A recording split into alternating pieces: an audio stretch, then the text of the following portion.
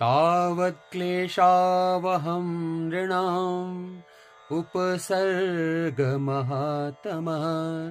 यावन्नैवोदयं प्राप्तो देवी भागवतोष्णगुः नारायणं नमस्कृत्य नरं चैव नरोत्तमं देवी भगवती व्यासं ततो जयमुदीरयेत। जय माता की। जैसा कि आप सभी को मालूम है कि आजकल गुप्त नवरात्रि चल रही है, तो आजकल माँ के आशीर्वाद, माँ से आशीर्वाद लेने का समय चल रहा है। और माँ तो इस कलयुग में एक ऐसी शक्ति है।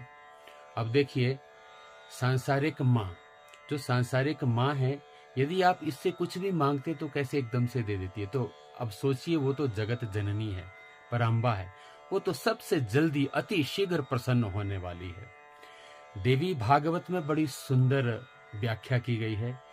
देखो, भगवत्या इदम चरित्रम भागवतम, जिसमें केवल भगवती के चरित्रों का वर्णन किया हो। अब देखो इसकी विशेषता है, इसे देवी शब्द कहा जाता है। देवी का मतलब है दात्री। दात्री मतलब देने वाली, जो केवल देना ही जानती है, बदले में कुछ भी नहीं लेती है। और इसे शक्ति रूप में से भी संबोधित किया जाता है। अब शक्ति की विशेषता देखिए, व्याकरण की दृष्टि से यदि हम देखें तो शक्ली जमा शक्तौ तिन्न प्रत्यय लगा, शक्ति शब्द सिद्ध हुआ। और विलक्षणता, वस्तु विशेष में कार्य करने की क्षमता। इसका क्या मतलब हुआ? इसका अर्थ है, मैं जो बात कर रहा हूं, इसमें जो शक्ति लग रही है ना, ये वही पराम्बा है, ये वही शक्ति है। एक छोटा सा पौधा देखिए, एक छोटा सा बीज है, मिट्टी में मिला देते हैं, उससे एक पौधा तैयार होता है। और वो पौधा धीरे धीरे धीरे धीरे बड़ा होता है। कैसे बड़ा होता है? क्योंकि जो मिट्टी में जो उर्वरकता है, वो इसी शक्ति के कारण है। उसमें भी वही शक्ति है। इस सृष्टि के कण कण में शक्ति है। इसे माँ भी कहते हैं। संस्कृत में इसकी मातृ शब्द से संबोधित किया जाता है, जिसका अर्थ है पूर्णतया समर्पण भावना, जो केवल देने ही वाली है, बदले में कुछ भी नहीं लेती है, केवल दात्री भाव रखने वाली है। दूसरे शब्दों में यदि हम कहें तो माँ की कोई परिभाषा हो ही नहीं सकती है। माँ का अभिप्राय तो केवल माँ से ही हो सकता है। यदि वे जगत जननी हो तो जगत जननी माँ जगदम्बा का प्रादुर्भाव ही, इनका जो प्राकट्य है, ये हुआ ही देवताओं के कल्याण के लिए, भक्तों को भय से मुक्त करने के लिए, अभय दान देने के लिए, असुरों का नाश करने के लिए, बुरी शक्तियों को नष्ट करने के लिए ही हुआ है। और उसका कारण और लक्ष्य केवल एक ही है, और वो है अपने बच्चों का मंगल करना, अपने बच्चों का कल्याण करना, उनके सभी विघ्नों को हरना, उनका जीवन मंगलमय करना।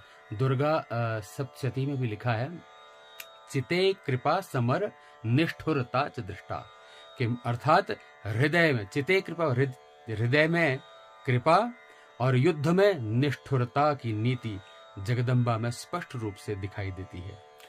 पराम्बा भगवती को प्रसन्न करने के लिए दुर्गा सप्तशती में बहुत ही सुंदर वर्णन किया है।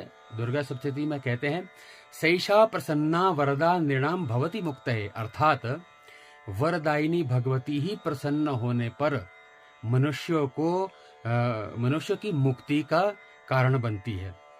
दुर्गा सप्तशती में कहा है, इस संपूर्ण विश्व में महाशक्ति ही सब जगह सर्वत्र व्याप्त है।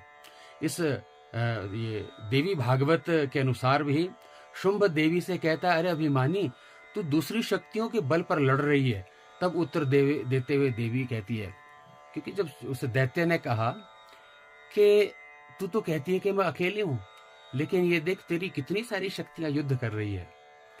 जैसे ही सुनने का तो देवी ने हाथ ऐसे खड़े किए और सारी शक्तियों को अपने अंदर समेट लिया। कहती है, एकेवाहं जगत्यत्र द्वितीया का मम परा, पश्यैता दुष्टमत्यैव विशन्त्यो मद विभूतयः।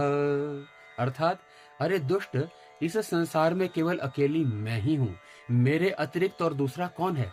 देख, ये मेरी विभूतियां हैं, अर्थात मेरे शरीर से ही उत्पन्न हुई है। और देवी ने जब उन रूपों को समेट लिया तब वहां केवल एक मां ही खड़ी रही है। भगवान शंकर भी बड़ा सुंदर कहते हैं, भगवान शंकर ने बहुत सुंदर कहा है।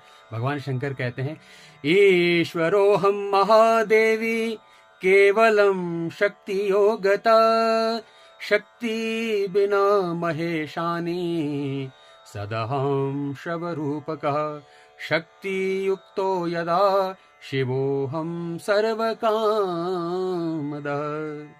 भगवान भोलेनाथ कहते हैं कि हे महादेवी, केवल शक्ति के योग से ही मैं शिव हूँ। शक्ति के बिना यदि शक्ति मुझसे अलग हो जाए तो मैं शवरूप हूँ। जब शक्ति युक्त होता हूँ तभी मैं कल्याणकारी शिव होता हूँ। कहने का अर्थ है, ब्रह्मा जी सृष्टि की रचना करते हैं क्योंकि उनकी शक्ति उनके साथ है।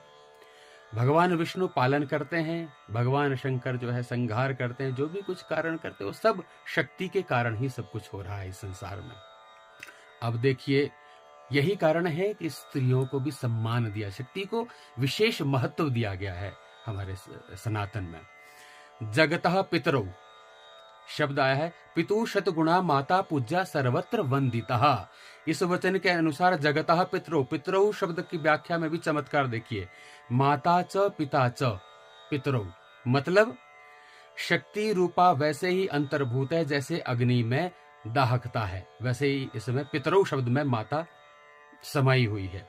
अब देख लिए, आज भी हम कैसे क्या कहते हैं, शक्ति को पहले सीताराम, राम सीता तो कोई नहीं बोलता, सीताराम, राधा कृष्ण, गौरी शंकर, पिता माता भी कोई नहीं कहते, माता पिता कहते हैं कि माता पिता। तो शक्ति का जो है संबोधन पहले किया जाता है। आजकल हमारे समाज में भी अनेकों प्रकार के अत्याचार उपद्रव हो रहे हैं। हमें माँ से प्रार्थना करनी चाहिए कि हे माँ, इन पर नियंत्रण करो। चिति रूपेण या कृष्णमम एतद्व्याप्य स्थिता जगत, नमस्तस्यै नमस्तस्यै नमस्तस्यै नमो नमः। जय माता की।